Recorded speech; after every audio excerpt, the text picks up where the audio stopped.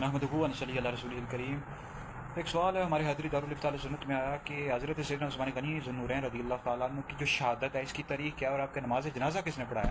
تو اس حوالے سے ہم نے حیدری دارالفتہ سنت کا تحریری طور پر فتویٰ جاری کر دیا، جس کو آپ یوٹیوب پر اور گوگل پر اور سوشل میڈیا پر اس کا مطالعہ کر سکتے ہیں۔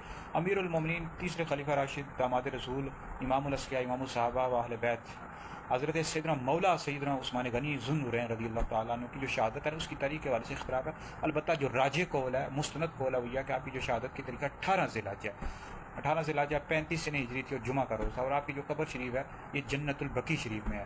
تو 18 ذی الحجہ کوئی رافضی شیعہ نے عید غدیر مناتے، بھائی عید غدیر کی کوئی حقیقت نہیں ہے، ویسے ہی جھوٹی باتیں پھیلاتے رہتے ہیں۔ اور یہ حضرت سیدنا عثمان غنی ذو النورین رضی اللہ تعالیٰ عنہ سے چونکہ نفرت کرتے تو نفرت میں انہوں نے عید غدیر شروع کر دیا 18 ذی الحجہ کو۔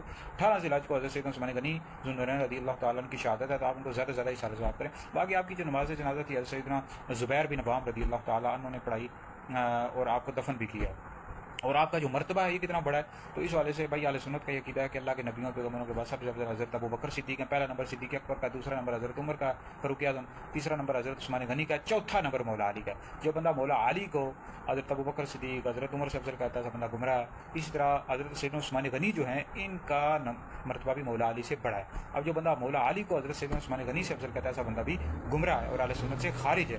تو حضرت سیدنا عثمان غنی کا جو مرتبہ ہے مولا علی پاک سے بڑا بھی ہے اور افضل بھی ہیں آپ۔ تو بہرحال اس حوالے سے آپ کو ویڈیوز آتی رہیں گی حضرت سیدنا عثمان غنی کے حوالے سے، اور ہمارے حیدری دارالفتہ سنت کے فتاویٰ بھی آپ سوشل میڈیا پر ٹک ٹاک وغیرہ پر مطالعہ کر سکتے ہیں۔